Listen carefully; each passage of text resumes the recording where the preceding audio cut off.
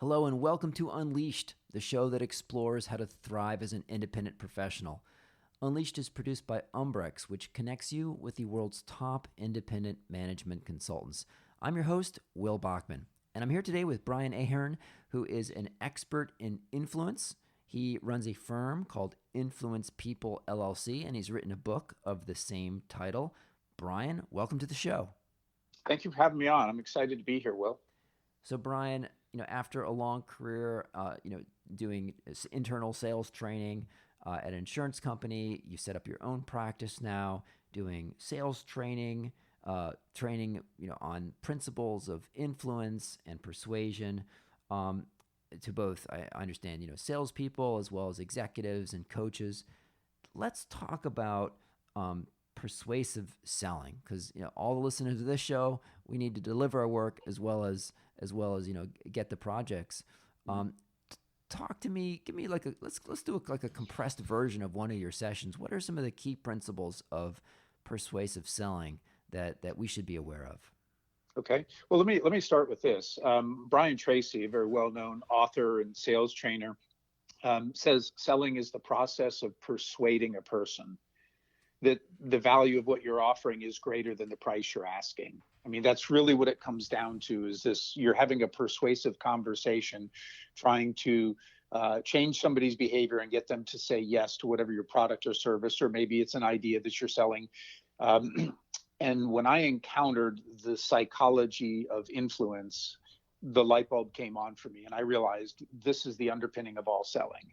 When you understand what we call these principles of influence, you understand the psychology that either gets people to say yes or why some people fail. So, that's kind of a high level setup on why we talk about persuasive selling.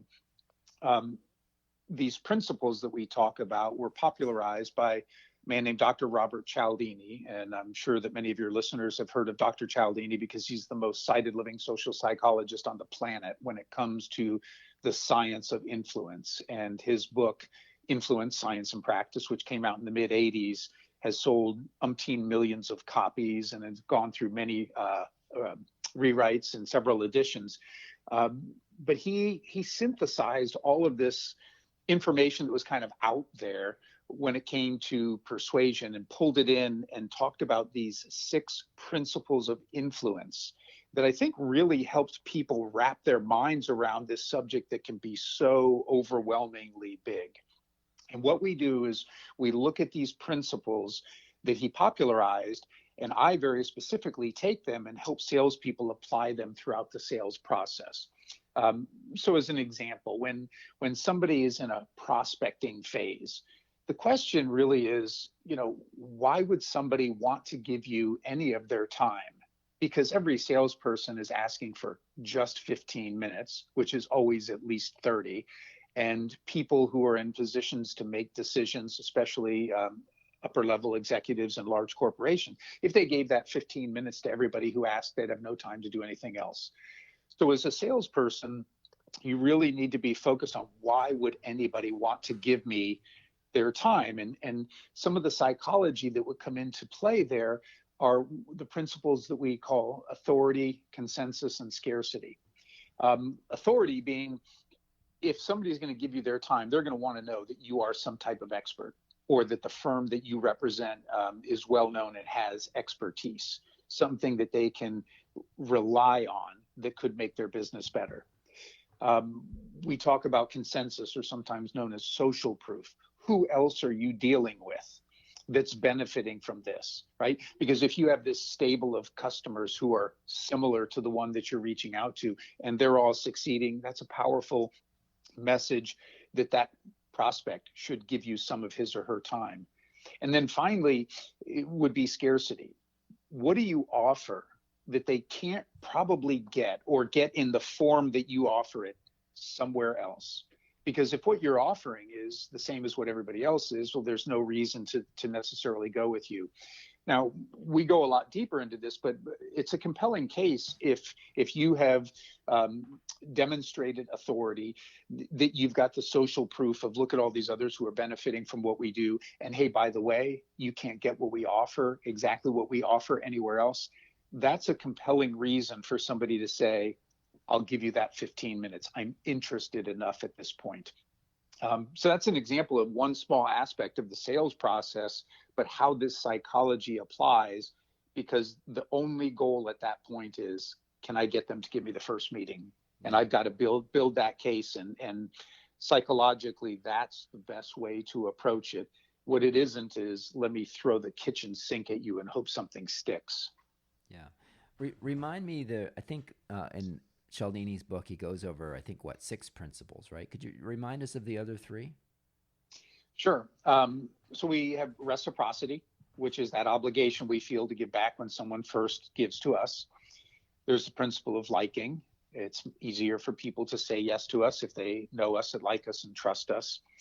And then there's the principle of consistency, which says most people have this internal psychological pressure as well as an external social pressure to be consistent in what they say and what they do.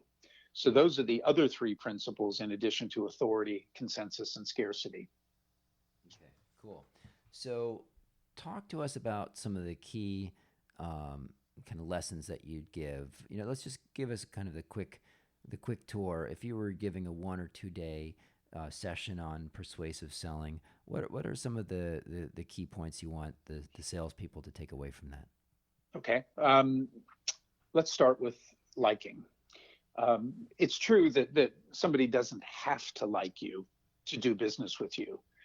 But the only reason they're going to do business with you if they don't like you is that you have something that they absolutely can't get elsewhere, that you kind of have them over a barrel. And that's pretty rare in this environment that we find ourselves in, because whether it's technology or other things, they change so quickly that first mover advantage diminishes really quickly.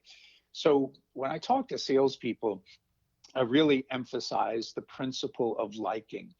But it's not so much, Will, about me getting you to like me. It's much more about me using that same psychology to come to like you.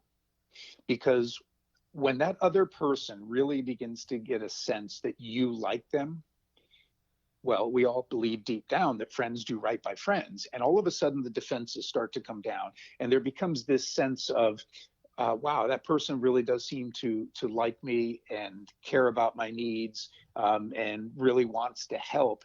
And they become much more open to whatever you might put on the table.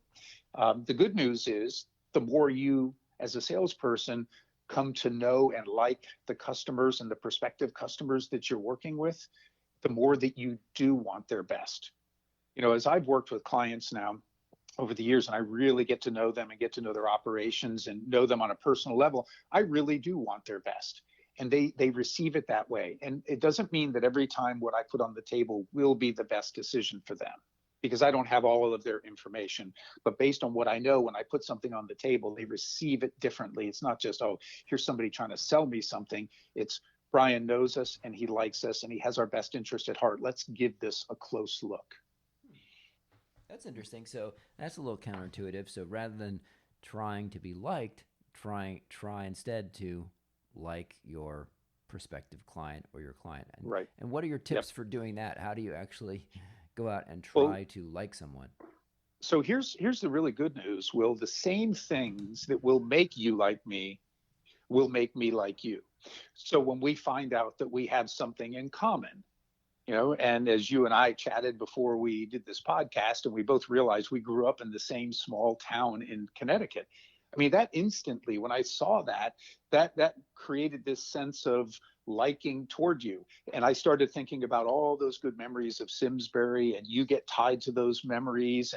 And so all of a sudden it becomes easier to like you because we have that in common. Now, for other people, it might be that they have the same pet, that they went to the same university, that they cheer for the same team.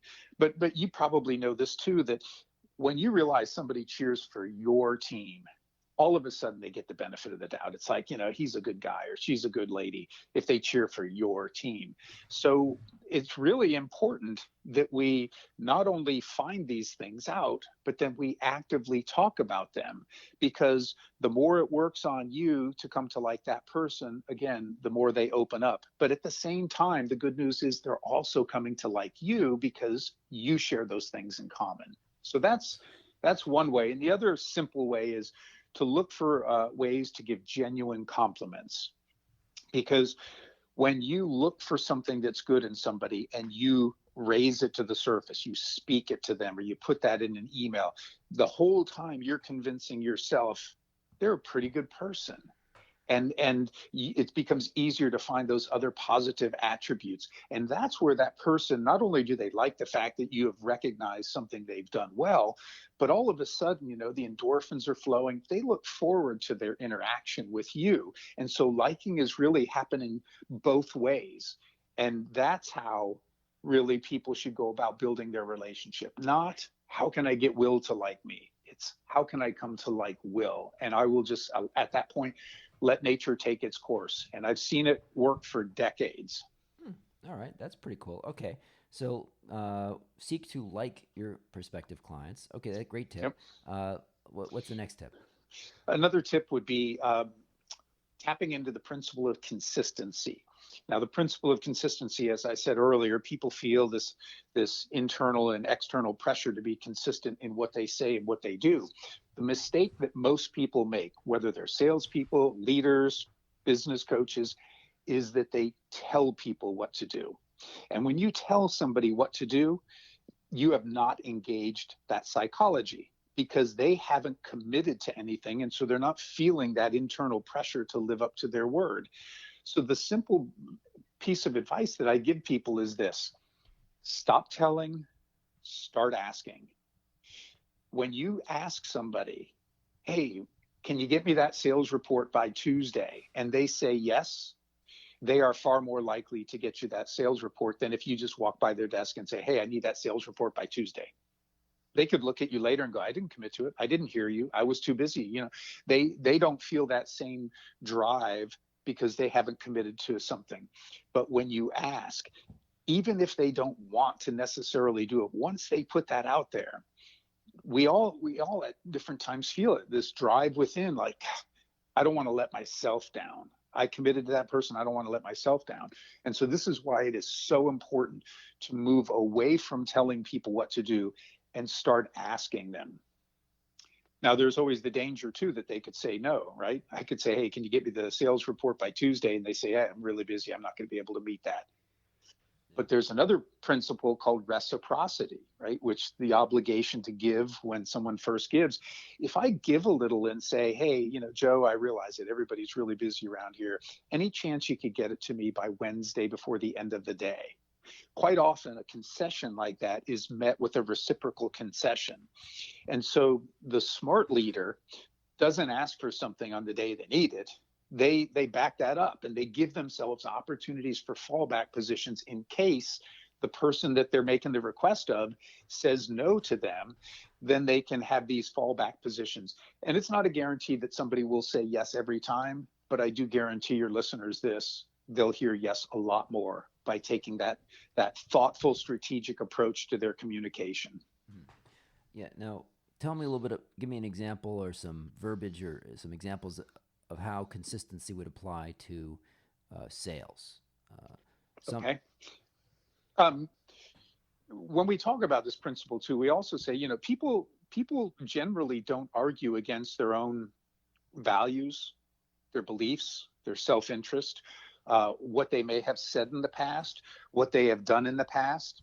And when you understand this, the more that you can align whatever it is that you're selling, product, service, whatever that is, the more that you can align that with what somebody's already said, what they believe, what they hold as valuable, etc., the easier it is for them to say yes. So let me give you this word picture. When I worked for the insurance company in downtown Columbus, it was about a 15-mile drive for me to get up to the suburb where I lived. If my wife called me and said, hey, I need you to stop by the store to pick up something, if the store was right along the way that I went home, I mean, I literally am driving home. I just have to hop off the highway, run in the store, get it, and I can get back on the highway. The odds of me saying yes were very good. But if what she was asking me to do was going to take me way out of my normal route, I probably was going to say no, right? Because it's a lot more difficult. That's a mental picture of when you're asking somebody to do something, if you can align it with what you have learned about their beliefs, their values, um, what they've said, what they've done in the past, it makes it easier for them to say yes. But if what you're asking goes way outside those, it's going to be a lot tougher. So the good salesperson, and I'll say the good leaders and business coaches, understand the value of asking really, really good questions early on so that they can uncover what those things are that that other person values. Because once they espouse that they value that, they're not going to argue against their own self-interest. They've heard themselves put that on the table. You're showing that what you are offering completely aligns with that. It makes it so much easier for them to ultimately say yes. Mm-hmm. Okay. Cool. And because I've experienced that sometimes by people who have probably had that training that you give, which is they'll often salespeople ask you, well, if we could, show you X, Y, and Z, would you then, be willing to sign up or extend your contract or whatever? Mm-hmm. They try to kind of get you to, say provisionally yes, so that later on they can come back and say, well, you said before that you would extend your contract. Right. It's what we call in sales, it's called the upfront close. And so that was something that I had learned well before I understood the psychology. Then when I understood the psychology, I'm like, oh, okay, now I get why this is such a powerful technique.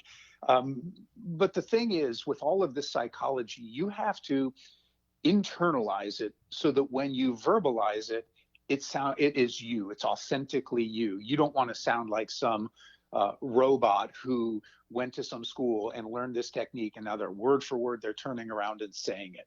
So when I used to work with independent insurance agents and we would talk about that particular concept, a way that I might approach it would be something like this. I might say, Will, if you are like most of the customers I've ever worked with, buying insurance is probably not one of your feel-good propositions. Am I correct in that? Yes. Yeah, this is not like going out and buying a car, big screen TV. Hopefully insurance is something that God forbid that you never have to use. And so I understand that this is not something that people look forward to. And I know you're a busy guy, and actually I'm pretty busy too. And so I want to put something on the table that potentially would save us both some time. Are you open to having that short conversation? Sure. Yeah, and what I would simply say is, Will, I just want to have a frank conversation with you to really understand what will it take for you to move your insurance to our agency. You've been with your current agent for a long time, and I think that's awesome. I mean, I want my customers to stay with me for a long time too. So I really need to know what it is going to take. And I tell you what, this is where the time saving will come in. If you tell me something and I can't do it, I'm just going to be upfront and honest and say, you know what, Will, I think you got a great deal there. I won't be able to help you. I'll remove myself from this situation. And that's one less insurance agent you have to deal with. Is that fair? Yeah. So you have a whole kind of script that you walk people through. Yeah, but I won't call it a script, Will, because I mean I just said that off the top of my head. I have it written nowhere. I've internalized this to the point where I understand how to communicate it, and I understand the value of asking those questions. I mean, all along that process there, I kept asking you questions just to gain a little bit of buy-in because I wanted you to be able to ultimately say, this sounds fair that we can have this conversation. And hopefully, with the build up to this too, you've seen that Brian's seems to be a authentic guy. I think he probably will tell me if he can't do something. So this sounds non-threatening and fair. That's because I've worked with this for so long, and that's what I try to help people get to. Understand the core of this, but then internalize it so that when it comes out, it's you. It's your language, it's how you talk to people, and it sounds very natural because the whole goal for this, Will, is that we inform people along the way using this psychology, hopefully into decisions that will be in their best interest. I'm curious to hear your tips for reaching out cold, particularly say via LinkedIn or email to potential clients. So it's such a tough thing because there's so many people pounding away and sending LinkedIn connection requests, trying to get on a client's calendar for a listener of the show who wanted to reach out to someone, a client in their industry, what are some things that you've seen as effective? You don't want to just say like, hey, you need a management consultant. I'm a management consultant. I could help you probably. Yeah. What are some ways that you see of using these influence techniques to get people to agree to, number one, connect with you, and then maybe have a discussion? Okay. The best route is always, if there's somebody that you would like to have that conversation with, the best route is always to see who are they connected to currently. And then any of those people that you're connected to and you have some relationship with, because we all know we've got a lot of very loose connections on LinkedIn. But if I realize that my friend Christy is connected to you, I might reach out and say, hey, Christy, I'd really like to meet this guy, Will. I see that we've got a lot of connections in common, but I've never spoken with him before. How well do you know him? And if she comes back and says, oh my gosh, I know him really well, he's a great guy and stuff, would you make an introduction for me? And I might even give her a little bit of what I'd want her to share with you, just maybe a paragraph on my background, so she doesn't have to worry about what to say. But I would ask her, would you put us both on a LinkedIn message so we can get that warm introduction, and then I will take it from there. Because if you know, like, and trust her and she's referring me, that probably is a safe opportunity for you to give me some time. So that's one route. And obviously that takes effort. I mean, you need to have something that I need to have something, I will say, that I could hand to Christy to say, Christy, here's like 2 paragraphs that you could use to introduce me to Will, massage him a little bit, use your own language. But these are the critical things I'd like him to know, when you make that warm introduction. You can do the same thing through email, where somebody, would you send that email to Will to make this introduction? That might be the route that you prefer to go, other than LinkedIn. But having that person make the warm introduction, but having a bio of sorts that you can hand to them. It's really no different, Will, than if I were going to go speak at a conference. I would not rely on somebody to say, yeah, I met Brian through LinkedIn. He's a great guy. You're going to like what he says. No. I'm going to have a speaker bio that they're going to read to get the audience excited about, oh, this guy knows what he's talking about. I'm curious now. What is he going to share with us that could potentially help us? That same thought process needs to be applied to getting those third-party introductions. So that's one thing. Another thing that I've found works really well is when there's an organization that I want to get my foot in the door, I will start looking on LinkedIn at all the people that are working there. And I will try to hone it in on my area of expertise. So maybe if I'm looking to get into an insurance company, I go out there and I kind of query up all the people who are in field sales positions. And I start looking and I'm like, hey, we've got a lot of connections in common. And so I start messaging to connect with them. And I might say, hey, Joe, like you, I spent most of my career in the insurance industry. I saw we have a lot of people who are in common. So I thought I would reach out to connect. I do that because if I all of a sudden start getting a lot of connections within that particular company, then the decision makers that I'm ultimately moving toward, when they see something come through and they're like, hey, this guy's connected to, dozens of people here in the company, that must be somebody that I should, give some time to, or accept the request to connect on LinkedIn. So I try to build this base before I actually then start going towards some of the decision makers. Because if I go right to a decision maker and they look and they go, he's got hardly any connections with anybody else in this company. Why do I want to speak with him? So that's a use of social proof, right? They see that there's many other people like them that I'm connected to. And then the other thing is I never, ever, ever try to sell my wares early in that process. I believe you should start to build some relationship. But what I try to do with something like LinkedIn is be social. So when I connect with somebody and I put that personal message, if they have a reply back, great. We start to have some conversation. If they don't, because not everybody reads those messages closely, I will, at a minimum, put out there, I'll say, hey, thanks a lot for accepting the request to connect. I look forward to getting to know you. And quite often that elicits a response. But I take active steps to start getting to know and have conversation with that person before I ever try to step in and do something. That's awesome.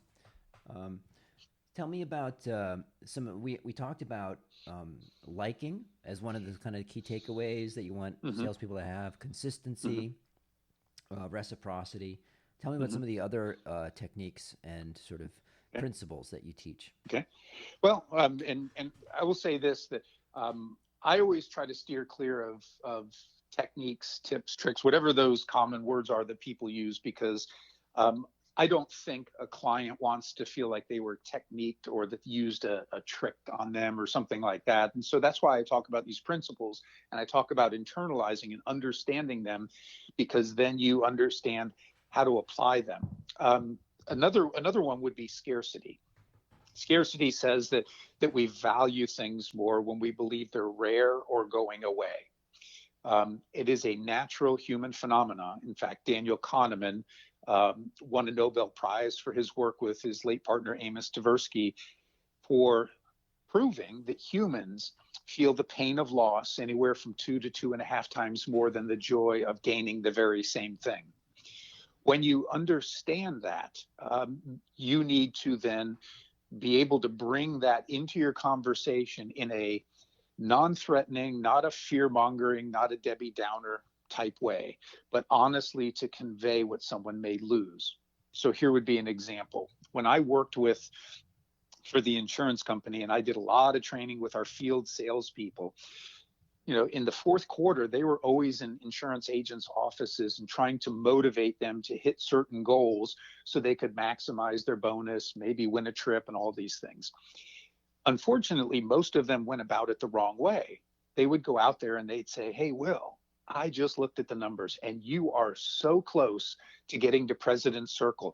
And if you get there, you will earn an extra $50,000 in your bonus."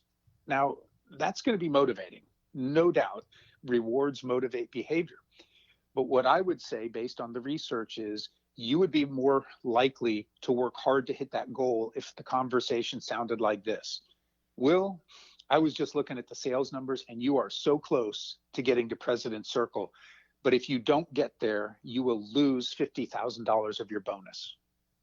And I want that to sink into your gut a little bit. I want you to feel like, "What? What do you mean I'm going to lose $50,000? Well, Will, if you hit the goal, your bonus will be 150,000. But if you fall short, you're going to lose $50,000 of that." And I guarantee you, you will have a lot more people working hard to hit that goal, because once you frame it as you'll lose it, they almost feel like it's theirs and you want them. And here's the good news, Will. If you hit that goal, you're not going to come back to me in January or February and say, "Darn you, Brian, for scaring me into getting that bonus. What am I going to do with the extra 50?" You're going to say, "Thank you for honestly alerting me to what was on the line. I didn't realize that." And how would you apply that to? I can see how that works with the salesperson. How would you apply that same kind of scarcity, principle to discussions with customers? Well, it would depend on what you have to offer, what they need, and what is the downside if they don't act. Um, in insurance, again, that being my background, most people, unfortunately, do not carry enough insurance coverage. And then God forbid a tornado wipes out homes and they realize they don't have enough coverage on their home to rebuild. Or you're a business owner and you didn't buy what was called business interruption, and something stops your business, and yeah, they rebuild your building, but you don't have any income coming in, and therefore you can't pay all the bills, you lose some workers. So there's always those types of things that are potentially out there. So the smart insurance agent would have a conversation with that client and say something like, "Will, I was looking at your current policy, and here at the Ahearn agency, we insure dozens of businesses that are very similar to yours, and I noticed that you don't carry mechanical breakdown coverage. All of our clients in this industry carry this coverage." Okay, so now I'm using some social proof there. Um, I've done this for more than 30 years. There's some authority. Um, And what I've seen over that time is too many people coming to us who didn't have the coverage, and it severely impacted their business. Okay, there's some of that scarcity. I don't want that to happen for you, and therefore we think it's critical that we make sure that we have that coverage on your quote. You may look at it and say, "Gosh, that's awfully expensive." But again, I need to then reiterate what happens if you don't have it. I'm going to fall back on my experience and say, look, early on in my career, there was a couple of customers who didn't have it, and this is what happened. I don't want to see that happen to you. It's your choice. You're the one paying the premium, but I am telling you, based on my experience, you don't want to do this. Right? That's and all of this, Will, is not to get more money out of the customer. The insurance agent who has integrity is doing it because they know, based on their experience, that is the best protection that client can have. And there's never been a client who has ever gone back to an insurance agent after a loss and said, "Darn you, Mr. or Mrs. Agent, I'm fully covered." But there's been a lot who've said, "Darn you, Mr. or Mrs. Agent, you didn't sell me the right coverage, or you didn't convince me, or I don't have enough now." Right? So that's the role in that industry, is to provide that protection. With your listeners, their industries may be entirely different, but they know that they have something that will make that client better off, and that if they don't make that choice, they'll be worse off. They need to be able to talk to them about that in a way that, again, it's not a fear mongering. It's not like that person who comes to your home and says, "Will, if you sign today, you can save 15%, but if I have to come back tomorrow, I can't give you that deal." That's BS. This is about honestly talking about, here's the downside for you and your business if you don't take these steps that, based on my experience, say are the right things to do. Okay. Fantastic. Uh, Tell us a little bit about your practice now. So, like, what sort of clients do you serve in terms of giving training, either sales training or training their executives on influencing principles? Okay. My primary market that I go after is insurance. I've spent my whole career there. I was part of the insurance industry for more than 3 decades. I know it inside and out. I understand how this applies not only to the selling, but to underwriting, to claim settlement. Settling a claim is a sale of sorts. It's a persuasive conversation. So insurance companies, and then also larger insurance agencies. When I work with the companies, it can be through their sales, their underwriting, claims, leadership. When I work with insurance agents, it's almost always simply the agency producers. I mean, they're the ones who recognize right away, the more persuasive I am, the more money I make. So same industry, two different constituents, and then within that, different people. But interestingly, some of my bigger clients who've come through LinkedIn have not even been insurance related. I've done a lot of work with a hearing aid company who said, the owner was familiar with Robert Cialdini, and he said, "We need an expert to tell us how to optimize our process when we're interacting with customers. How can we bring this psychology into those conversations?" And so I've done work with them, and they're an international company, and I'll probably be doing some work with their European operations. So that's been really cool. But what I would say, the type of client that I prefer working with is somebody who says, one of our core values and how we interact with each other internally and with our external constituents is that we ethically influence them into making decisions that are in their best interest. And understanding that we need to understand what the psychology is. We need to train people to that. We need help in terms of consulting. How can we then begin to apply this? There will be certain people that will need some coaching, because they either will need to shore up their skills, or maybe they're going to be the people who are then really leading the charge. But it's an opportunity to go in and train, coach, and consult to really become deeply a partner with that company. And if I do my job well, and if they're good students, at some point they pat me on the head and they say, "Thank you very much, we've got it from here," because they fully grasp everything that I've taught them, and they can continue on. Fantastic. So I know, Brian, that your book Influence and People was one of the top 100 books on influence, right? And where Yes. can people find your firm online? If you want to give a Twitter account or social media or a website, where can we find you Uh, online to follow? my website is influencepeople.biz, and they can find me on LinkedIn. If they go to the website, like if anybody's interested in the book, I mean, you can click on it. It'll take you over to Amazon to get the book, which is in paperback, ebook, and Audible. On the website, you'll see, I mean, I've been blogging for more than a decade, so there's all kinds of information. There's videos, any podcasts I've been guests on, I list all of those. So there's no shortage of free information for people to really dive a little bit deeper into this. I've also done a lot of work with LinkedIn. So if any of your listeners are members of LinkedIn Learning, I've got a 1 hour overview on persuasive selling, persuasive coaching, dealing with personalities, and some other courses. Fantastic. So check those out, and we'll include those links in the show notes. Brian, thank you so much for joining today. It was my pleasure. I appreciate you having me on, Will.